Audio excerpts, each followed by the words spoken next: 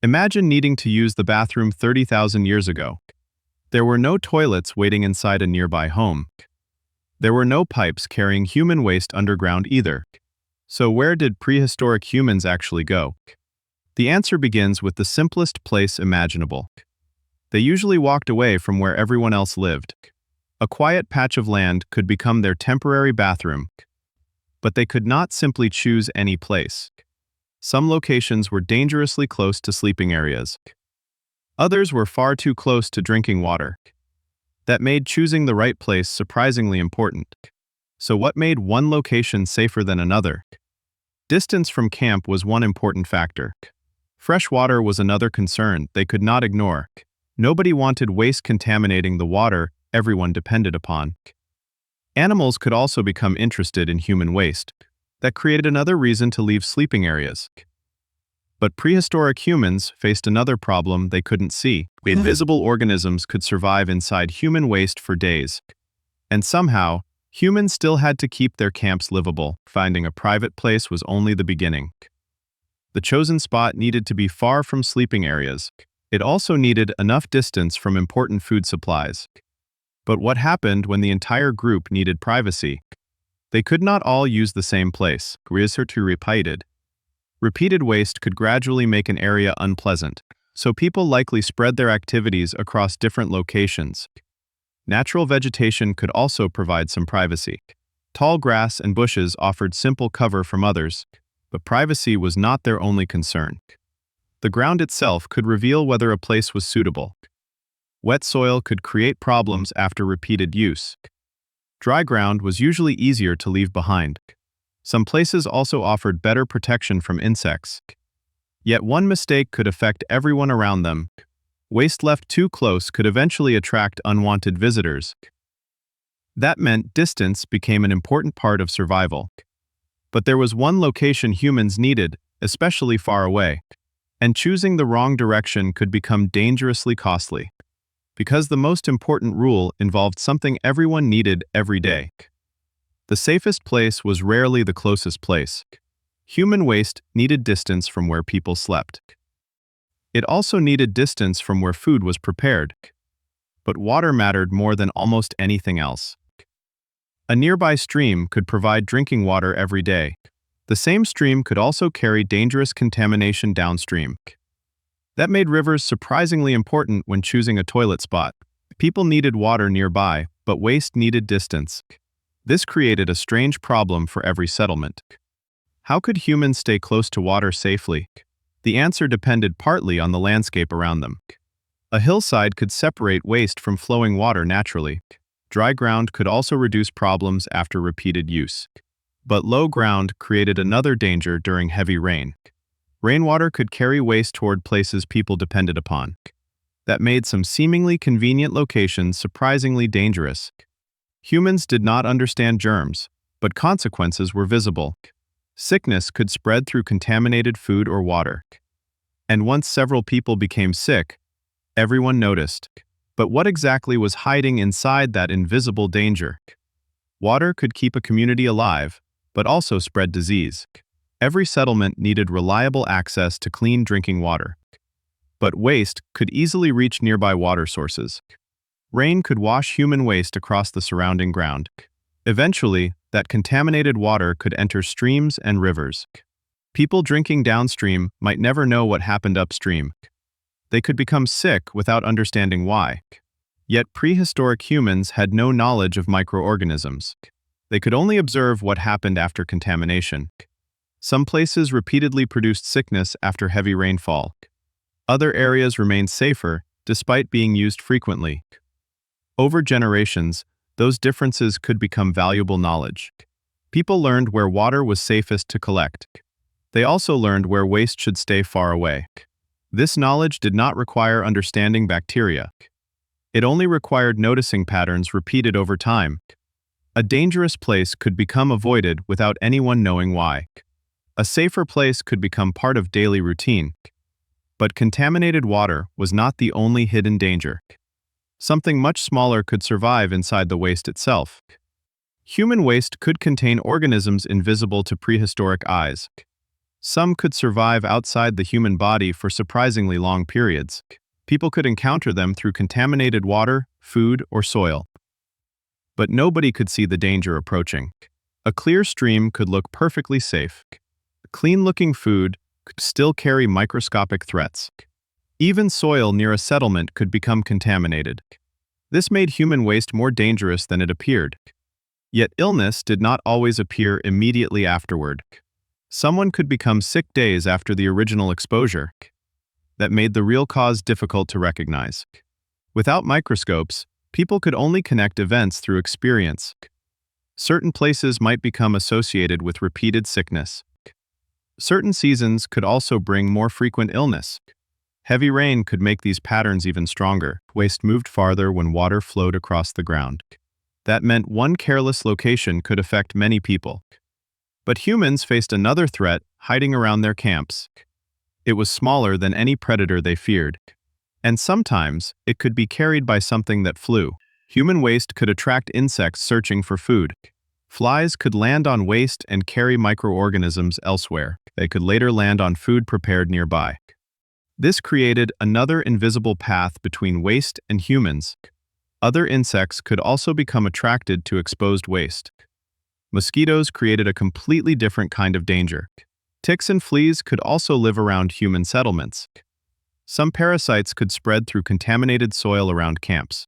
But prehistoric people could not see these organisms directly. They could only notice their effects on the body. Itching, stomach problems, and weakness could follow exposure. Yet not every illness came from human waste. Wild animals also carried parasites and infectious organisms. That made prehistoric environments difficult to keep completely clean. Still, moving waste away reduced some unnecessary risks. Keeping sleeping areas clean could also discourage insects. But humans still needed something after finishing their business. Without toilet paper, what could they possibly use? The answer depended heavily on what nature provided nearby. And some surprisingly ordinary materials became part of daily hygiene. Without toilet paper, humans needed other ways to clean themselves. The materials available depended on the environment around them. Soft leaves could become a practical cleaning material. Grass could also be used when available. Some communities may have used moss or other plants. Water could provide another simple method for cleaning. In some environments, smooth stones were also useful. But not every material was safe or comfortable. Sharp edges could cause painful injuries. Certain plants could irritate sensitive skin. So people likely learned through repeated experience. Useful materials became familiar parts of everyday life. Knowledge about them could spread within communities. Children could learn simply by watching older people. But cleaning was only one part of staying healthy. The real challenge was keeping waste away afterward. That became harder when settlements remained in one place. A temporary camp could simply move somewhere else. A permanent settlement could not keep moving forever. And that changed everything about human waste. Eventually, some human groups began staying in one place longer. Permanent settlements created problems temporary camps rarely experienced. Waste began accumulating instead of disappearing with each migration. More people also meant more waste in smaller areas. The ground around homes could become increasingly contaminated. That made choosing a toilet area even more important. People needed places far enough from their living spaces. They also needed reliable access to clean water. And the safest locations were not always nearby. Some communities may have used separate areas for waste. Natural barriers could help keep those areas away. Vegetation, slopes, and distance could all provide separation. But population growth made simple separation increasingly difficult. A small settlement could tolerate occasional waste nearby. A crowded village could not tolerate the same conditions. Waste management slowly became a community problem. One person's mistake could affect everyone living nearby. That created pressure for better ways of controlling waste. Eventually, people began putting waste somewhere deliberately. And that simple idea would change human sanitation forever. Once people settled permanently, waste could no longer simply disappear. Some communities began placing waste into specific areas. Others dug pits beneath or near their settlements. These pits kept waste concentrated in one location. That made surrounding living areas easier to keep clean. But digging a pit created another important question. How far should it be from drinking water? A poorly chosen pit could contaminate nearby groundwater. Rain could also carry waste into surrounding soil. So location remained just as important as containment. Some ancient settlements show evidence of organized waste disposal. These discoveries reveal increasingly complex approaches to sanitation. But a waste pit was still far from a toilet. People still needed somewhere to sit or squat. They also needed privacy while using the facility. As settlements grew, these needs became increasingly important. Eventually, simple waste pits began evolving into dedicated spaces. And some of those spaces were surprisingly sophisticated. But what was the oldest true toilet humans ever built? The answer takes us into the earliest cities. The first cities created a completely different sanitation problem. Thousands of people could no longer simply move away. Waste had to be managed inside crowded settlements. Some ancient cities developed dedicated spaces for human waste. These early toilets were surprisingly simple. Some used pits connected to drainage systems. Others placed waste into specially designed underground spaces. The goal was always keeping waste away from people. But removing waste created another challenge. Where could all that waste eventually go? Some systems used water to carry waste away. Others relied on gravity and carefully built drains. This required much more planning than simple waste pits. Engineers had to understand slopes, water, and drainage. Ancient cities were beginning to think about sanitation differently. Toilets were no longer just private places. They had become part of how entire communities functioned. But clean-looking streets did not guarantee healthy lives. Even advanced sanitation systems had serious weaknesses, and some ancient toilets reveal just how clever humans became.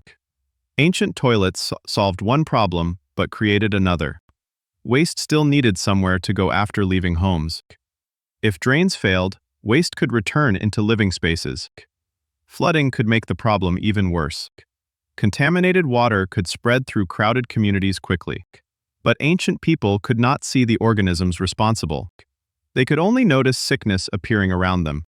Some communities eventually recognized connections between dirty water and illness.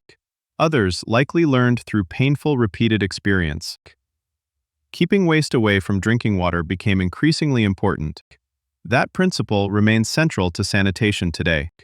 But ancient sanitation was never equally advanced everywhere.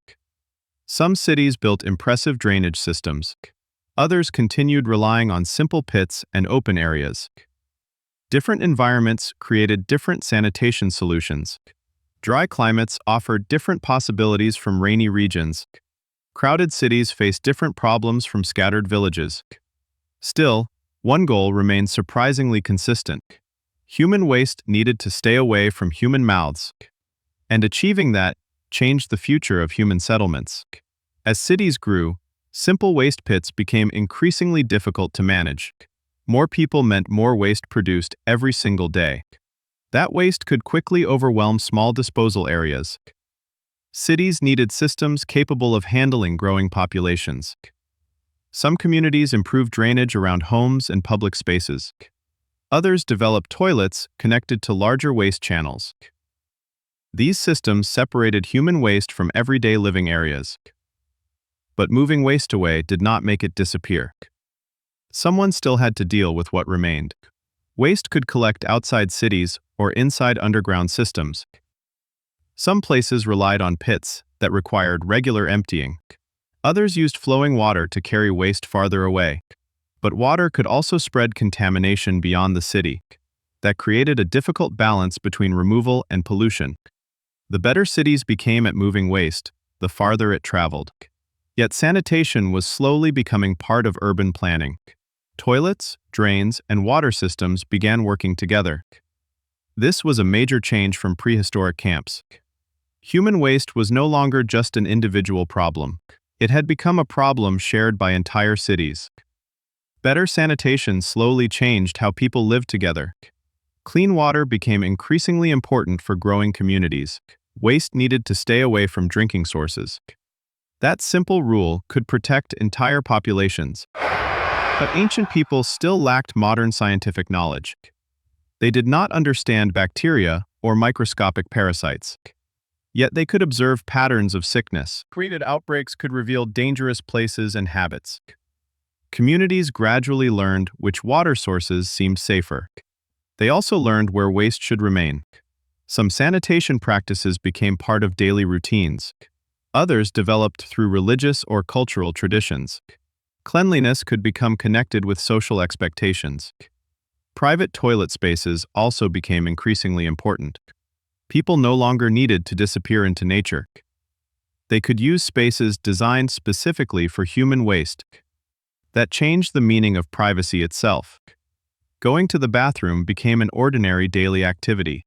Something once done anywhere became carefully separated. But modern toilets were still thousands of years away. Modern toilets did not appear overnight. They developed through thousands of small improvements. Better drainage made waste easier to remove. Cleaner water reduced some dangers from human waste. Cities slowly developed more organized sanitation systems. But most people still lived without modern toilets. For centuries, waste disposal remained surprisingly primitive. Then cities began growing faster than ever before. Crowded streets made old sanitation methods increasingly dangerous. Waste could accumulate dangerously close to homes. Dirty water could spread illness through crowded neighborhoods. People eventually began demanding cleaner urban environments. Engineers started building larger sewer systems. Toilets could finally connect to underground drainage networks. Human waste could disappear without remaining beside homes. Clean water could flow separately from dangerous waste. This created the foundation of modern urban sanitation. But one final problem remained: understanding why people became sick. Without that knowledge, even advanced toilets had limits. Then science finally revealed what prehistoric humans could never see. Today, using a toilet feels completely ordinary. You sit down, flush, and immediately forget about it. The waste disappears somewhere beneath your feet. You rarely wonder where it goes afterward. But thousands of years ago, nothing disappeared so easily. Every human body produced waste that needed somewhere to go. For prehistoric people, that meant making careful choices. They had no pipes, sewers, or flushing water. They simply had nature, experience, and observation. Over generations, those choices slowly became survival knowledge. Then, permanent settlements made waste increasingly difficult to ignore. Villages grew, populations increased, and sanitation became essential. Eventually, humans built systems to separate waste from water. That simple separation changed the future of cities. Modern sanitation would eventually save countless lives, yet its beginnings were surprisingly humble. Someone simply needed somewhere safe to go. That tiny problem eventually helped reshape human civilization. And today, billions use toilets without thinking twice. Perhaps that is why the toilet's history remains so invisible.